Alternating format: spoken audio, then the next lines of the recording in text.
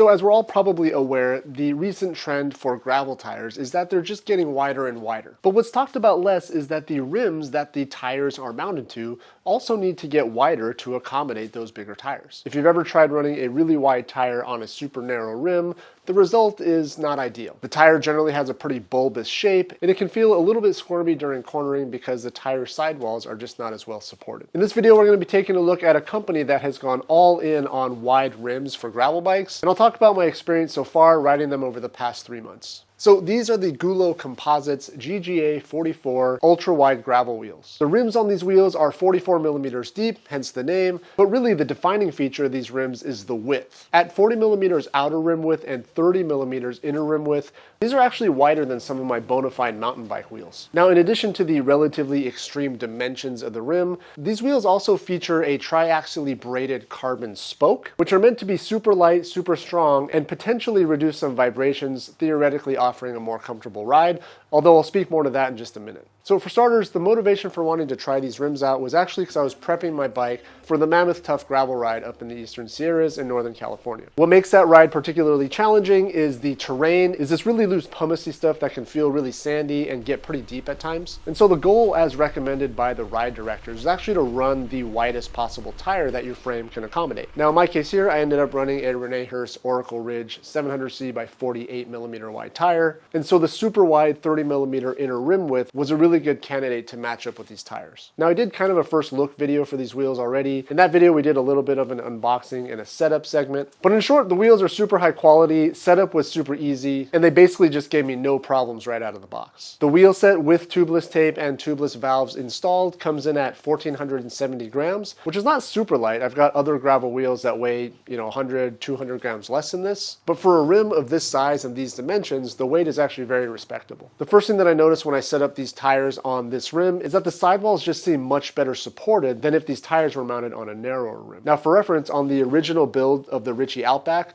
I had a set of Oracle Ridge tires, these same tires here, mounted to the classic silver Ritchie Zeta GX wheels. And I believe the inner rim width on those wheels was about 20 or 21 millimeters. So this tire mounted on that rim actually felt a little bit off. The tire profile was super bulbous and it did feel a little bit squirmy when cornering. So I have to say that one of the first things that I felt when riding these wheels was just that additional lateral support, I guess you can say. When cornering with this wheel tire setup, I felt very confident, and the bike just felt a lot more stable than when I had these tires mounted to a much narrower rim. So I have to say, as far as ride feel goes, I actually like the really wide rim profile. Now there is something to be said about tire pressure as a function of inner rim width. Now I don't have a conclusive study for this just yet. I actually have some students working on it this semester, but on our tire testing rig in our lab on campus, we've actually got some preliminary data that shows that even for a fixed tire pressure, the wider the rim gets, the stiffer the pneumatic spring rate actually becomes. Now I don't exactly know how to explain that yet, and we're in the process of collecting more data now, but I do feel like I noticed a difference in the stiffness of the tire. Whereas normally if I were running this tire on say a rim of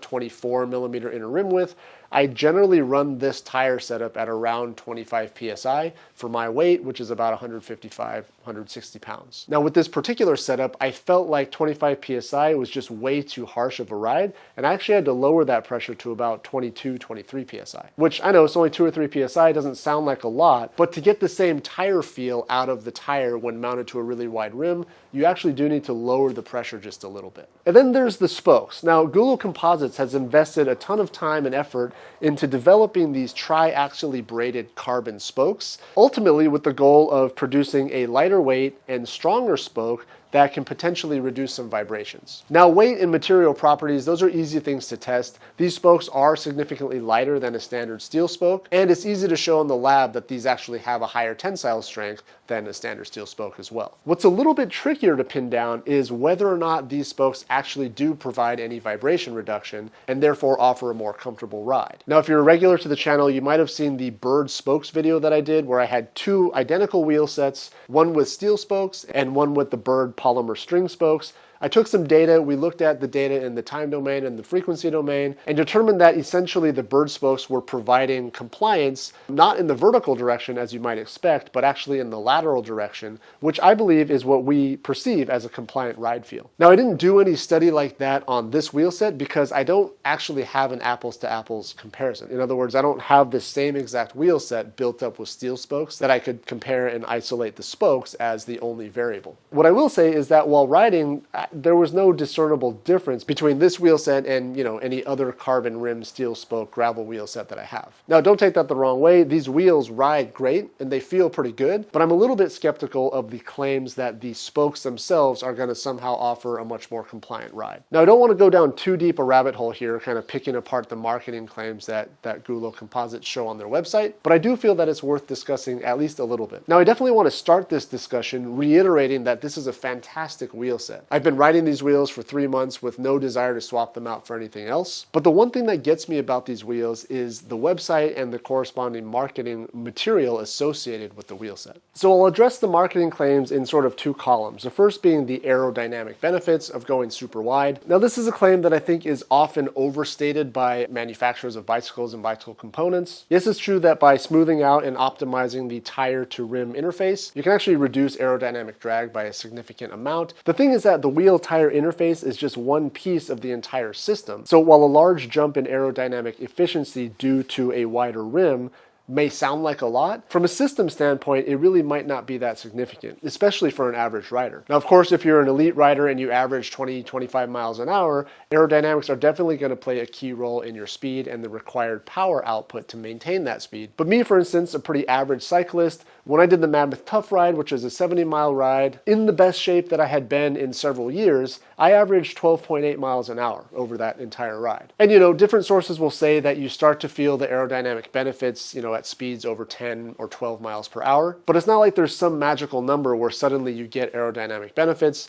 Aerodynamic drag is modeled as a force that's proportional to the velocity squared, which is why as you're going faster, the aerodynamic force, increases at a quadratic rate. Now, for me, cruising along at 12.8 miles an hour, I'm not sure what kind of benefit that gave me. Over a 5-hour and 15-minute ride, I don't know, it might have saved me a minute or two. So I'm not going to buy these wheels necessarily for the aero advantage, especially since your average speed, if you're on a gravel ride, is going to tend to be a lot lower than if you're riding a road bike. So for me, I like the wide rims because of the way that it makes the bike feel, but I can't say that I fully bought into the concept of aero components for gravel. Which brings me to the second column, which is the claimed vibration reduction due to the carbon spokes. Now, I fully understand the concept of vibration reduction based on material choice. It's why a lot of performance-oriented cyclists like to ride carbon frames and carbon rims, but I do feel like a lot of the testing protocols to test quote-unquote vibration reduction in one way or another are incomplete or somewhat flawed. And consequently, I feel like the results of those tests are often overstated. Now, the GULO Composites website claims that you can experience up to an 8% reduction in vibration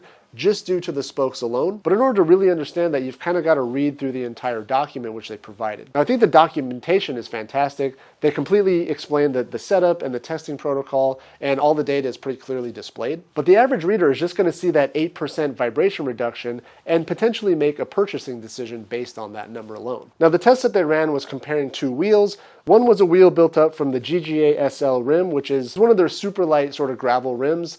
The inner rim width is 25 millimeters, and they had a slick 32 millimeter road tire mounted to it, pumped up to 64 psi. And then they put the whole wheel tire setup on a rotating drum that had one 20 millimeter sort of square block in the middle, so that every time it came around, it would bump the tire up and down. And that drum would spin at 26 hertz. And so you're basically getting a 26 hertz excitation vibration going into the wheel tire system. And then they ran that same test on another wheel setup, which is the same rim, a similar hub, and a quote-unquote competitor top-of-the-line bladed steel straight pull spoke. So the spoke wasn't actually disclosed, and then they ran the same test with that wheel tire setup. And then they put up the data, which is shown here in chart 1. There's also a zoomed-in version of that same chart in chart 2, which shows that the GULO spokes have lower peaks than the wheel built up with standard steel spokes. Now, if you look at the y-axis, it's in acceleration in G's, which means somewhere on the system they placed an accelerometer to measure the vibration associated with this fatigue drum test. Now, one thing that's actually really interesting about this test is that it came to the same conclusion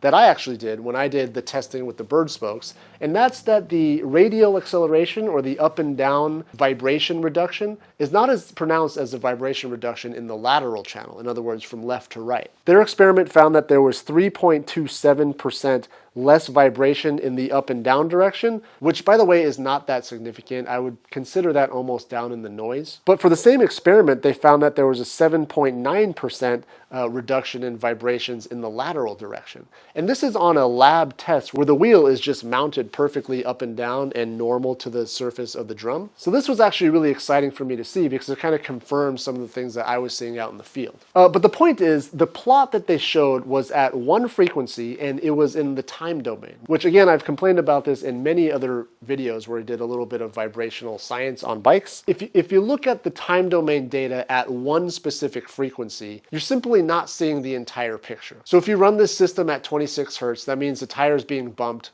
26 times per second. That's essentially one sinusoidal excitation signal at 26 hertz. Well, what I found during multiple testing days on various bikes and various experimental setups is that trail vibrations and road vibrations tend to fall in the 10 to 35 or 40 hertz range. That's where the primary bandwidth is for road vibrations that we typically feel. So the fact that they might have seen a small reduction at 26 hertz basically just gives you that one frequency's worth of information. If you looked at the frequency domain, it's possible that there was amplification at other frequencies within that same bandwidth. So the time domain plot itself, it's a nice visual because you see that the peaks for the Gulo spokes are lower than the peaks for the steel spoked wheels, but it's just simply not the full picture. You have to also remember that that's a pretty narrow rim with a very narrow tire pumped up to a really high pressure. So that combination is just going to amplify any vibrations that are felt. My guess is that if they ran another test with a wide rim and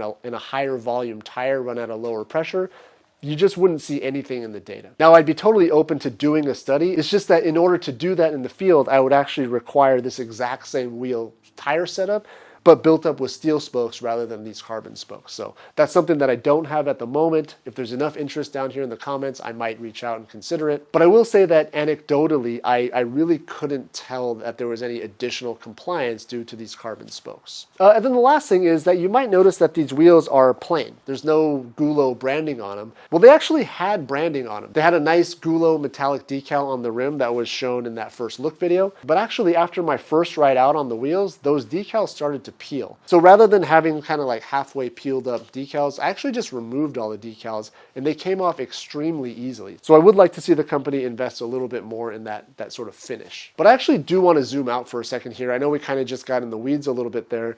This is a really nice wheel set. It's an extremely high quality wheel set. It's not a cheap wheel set at $2,200 US in late 2025.